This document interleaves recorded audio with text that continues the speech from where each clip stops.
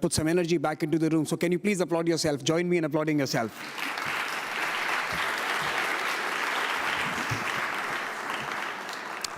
Now, it's really difficult to try and close such a rich series of conversations with any sensible remarks, so I won't even attempt to do that.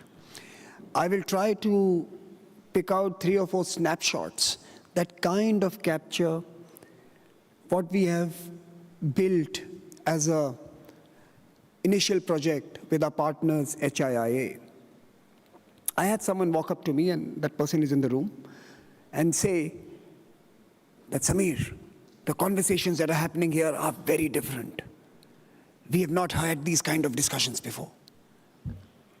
And if Gladden and I go back 11 months ago, and when we were trying to invest in putting something together like this, it was with this intention of trying to bring many worlds into the same discussion so that we could have a conversation that would sound, feel, and possibly result in outcomes that are different to what we have already witnessed in the past. And I think in that sense, thank you again to all who have traveled from so many different parts of the world, who came here and shared their perspectives to open up the space and change the nature of conversations that typically result in what I would, or what many folks call, confirmation biases.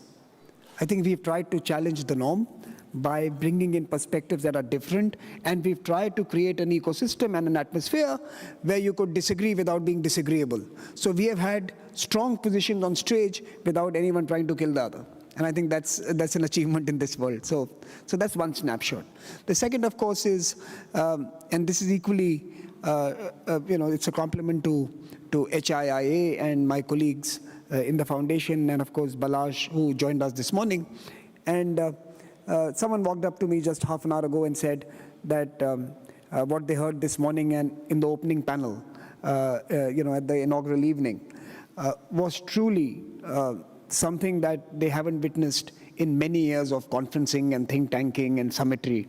So in many ways, I think what you were able to do, Gladden, both in the inaugural session and this morning with Balazs and John, are truly iconic discussions where we saw 2 deep thinkers, and in the first panel, 5 different geographies try and grapple with that one question: what does our future look like?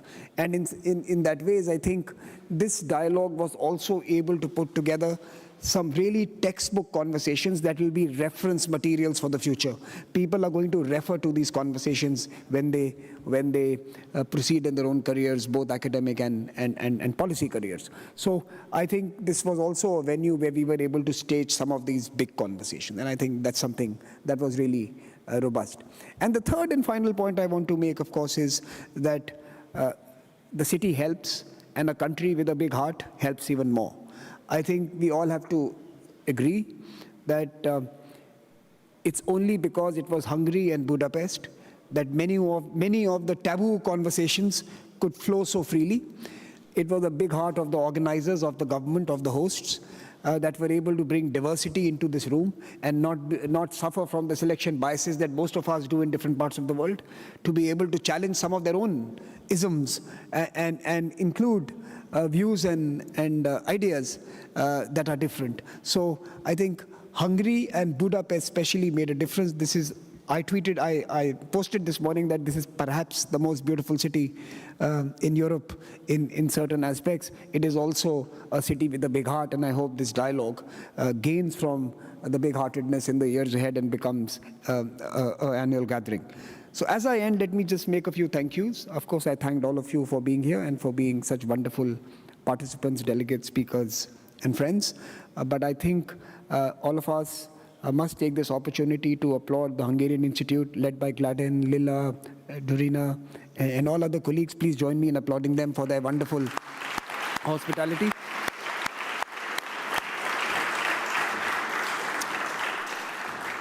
And with that, let me turn it to Gladden, or let me turn it to the moderator to invite Gladden for the final words. But Gladden, we'll be back, and we are committed to building this as an institution where people visit to share their thoughts, to debate their ideas, and to walk towards that future that will be common even as we disagree. So thank you once again.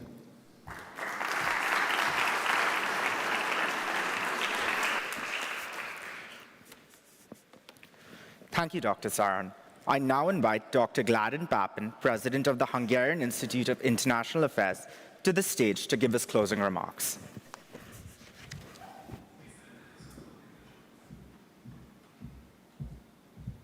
Thank you very much indeed. Thank you, Samir.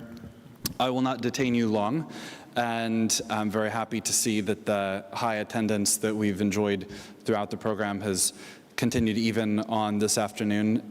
In my own mind, I'm convinced that it's now Friday afternoon, but in fact it's Wednesday afternoon. But after many weeks of continuous work on the part of the staff, it feels like it's a Friday, and I'm told that informally at least it is. So I think that this conference is a testament to the fact that we can have a serious discussion about the topics that are going to dominate the conference circuit a few years from now, but maybe for reasons of institutional constraint or political constraint or all of the other forms of constraint are not there yet. And this was basically a bet that we made together with Samir and the Observer Research Foundation that Hungary would be the place where this type of conversation could happen. And that is a testament to the forces that are behind it, and also to the intellectual scene that has grown up in Hungary in the last few years.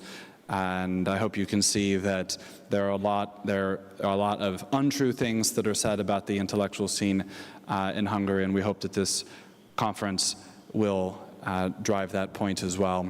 Earlier today I was asked if this was the largest conference we had ever put on, and my reply is that it's the second smallest conference in the history of the Budapest Global Dialogue. The bigger one will be next year, and my one request for you, because this has been on the mind of a lot of people already, but my one request for you is is that you suggest people that you think would be good additions to this conference in the next year. You're allowed to suggest up to 5. And they have to be in a rank order. No, I'm just kidding about that. But please feel free to suggest us names. The earlier the better, and we would be happy to consider them for the larger edition, although at that point we'll have to build a larger hotel. So thanks in particular to Samir and the whole team at the Observer Research Foundation. When I first went to the Ricina Dialogue, I realized that something very special and unique was happening there, and I'm very happy to see that the brand has extended in so many different places and in a distinct way in Budapest. Likewise, thanks to my many colleagues who have been involved in this, chiefly Lili, Dorina, Zsuzsi, Endre, Tamara, who is doing so much, and the whole team, as well as the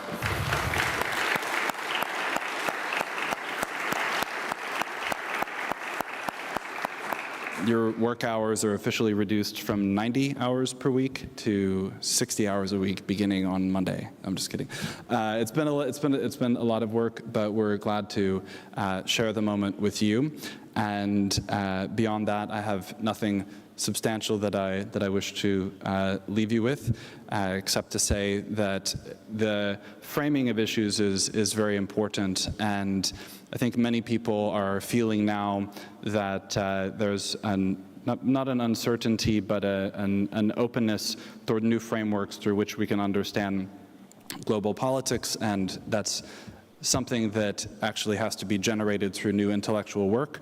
Most of the time, that is something that is difficult to find, but I believe we've created an environment here that will lead to the generation of new scholarly, intellectual, and even diplomatic work in a lot of different fields. Certainly not all with the same viewpoint. In fact, there were some very spectacular but also charitable clashes at many points during the conference. And so congratulations to all of you who have stuck with us to the end and put so much work into it. Thank you very much, and that is all.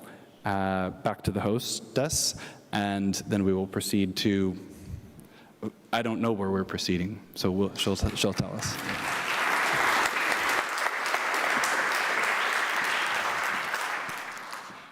Thank you, Dr. Pappin. With that, we end the 2025 Budapest Global Dialogue. It's been a pleasure to welcome you all here in Budapest to have these timely and interesting conversations, and we hope to see you back in this wonderful city soon. We now invite all of you to join us at the gala dinner, which will take place in the exhibition center of this hotel, where we had our inaugural dinner on Monday night. As you exit these doors, turn left, although our staff will be able to guide you and get you to where you need to go. A cultural program will be provided by the Jászság Folk Ensemble, founded in 1971.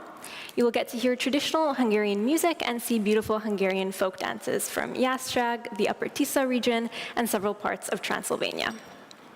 Enjoy the program, and thank you again for coming.